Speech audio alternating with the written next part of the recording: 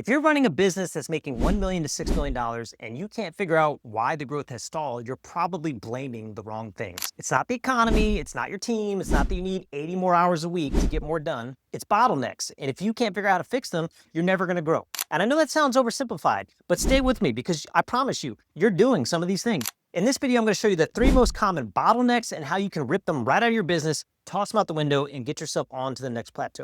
So welcome back to another episode of the Chad T Podcast. This show is for business owners that run real businesses making $1 million to $6 million and want to scale from 10 to 12. I'm your host, Chad Tabry. Let's get into it.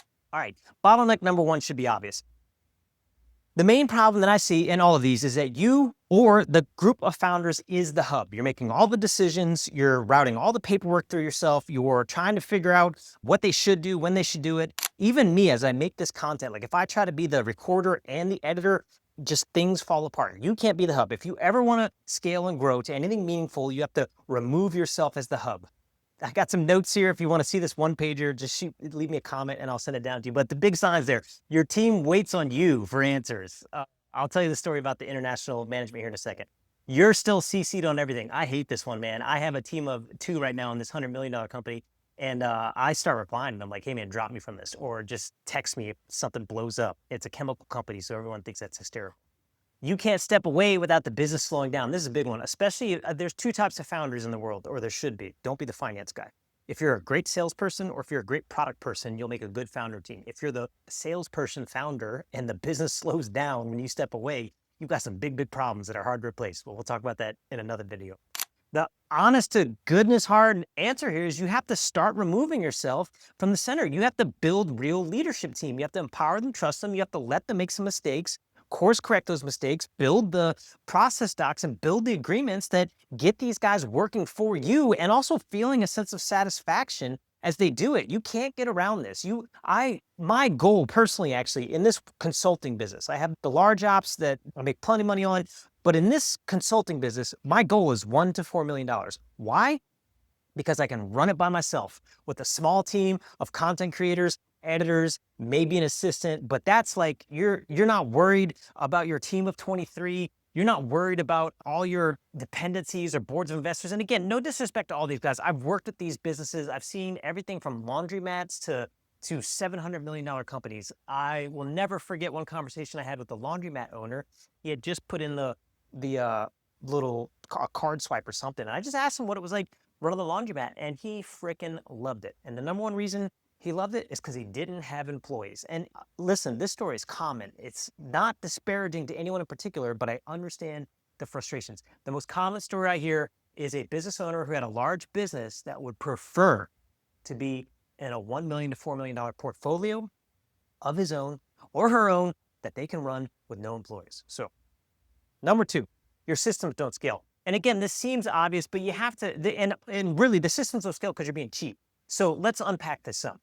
A lot of founders or startups, they buy cheap things first. I even had a crawfish guy that I mention a lot.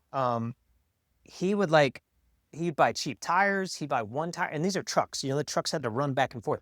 He'd buy cheap tires. He'd make sure warranties are on those tires. He'd get that tire back to the same place to fix it. So is it frugal? Yes. But will you ever grow to a 20 truck to 100 truck crawfish business that way? No.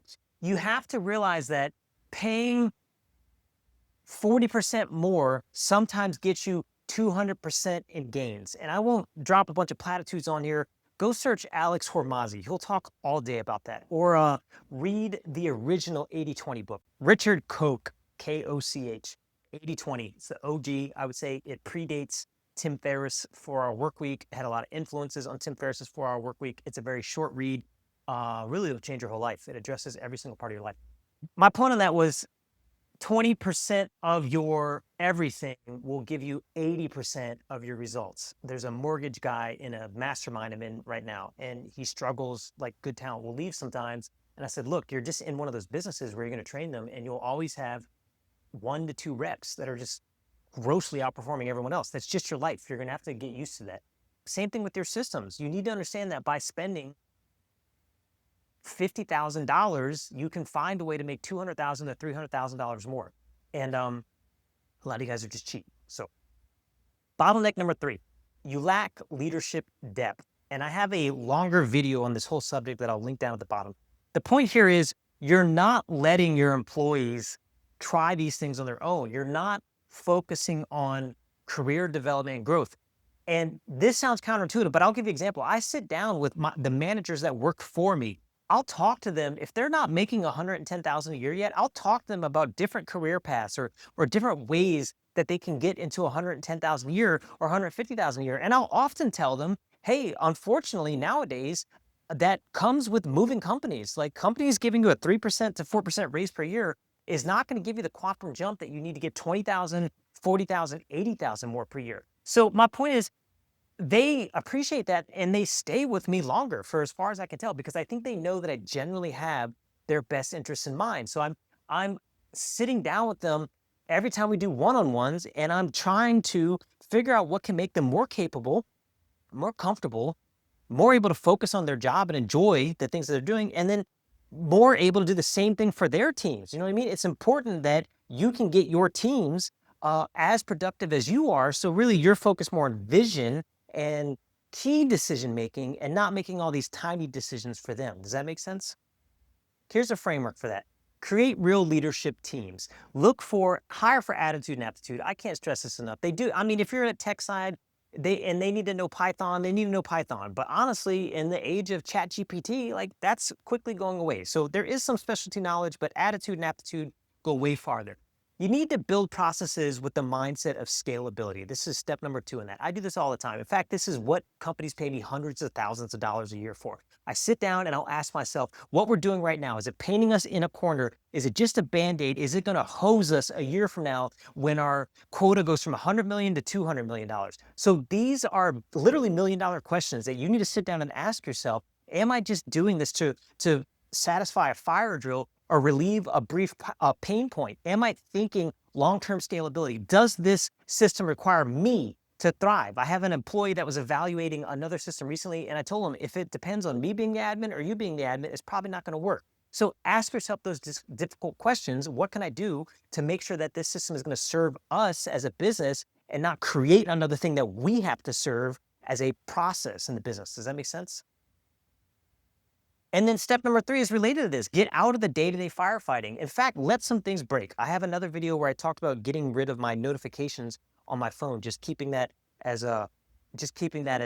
nothing. I want to go get my emails on a daily basis. I want to open up my laptop, and say, hey, what's in my email? I want to open up my email on my phone on my personal side and say, what's in my personal emails? I don't want things pinging me. So you have to step out of that constant reactivity. And a big part of that is deciding that I'm going to work on the business from 8 a.m. to 4:30 or from 7 to 3. And then when it's done, I'm going to shut this laptop and I'm going to let some things be.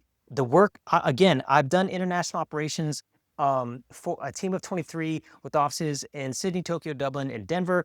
You have to let things go. It was nonstop. It was back breaking, neck breaking, whatever you want to call it. What I learned very quickly is if you just turn everything off, lo and behold, it's there the next morning at 8 a.m. and the business didn't burn down. So try these things, lean into some of that. If you're serious about scaling to $10 million and you're in a business right now that's 1 to 6, I want you to go to my website and click on the Work with Chad tab. There's a little leadership reset page. Read that. If it sounds like you, drop me a message. That's going to email me directly. We can have a conversation. If it fits, I think you're really going to enjoy it. If it doesn't fit, don't even worry about it, man. Keep enjoying this YouTube. If you like this video, I want you to hit like and subscribe. Send it to your buddy. Send it to anyone who runs a business, and I'll see you in the next one.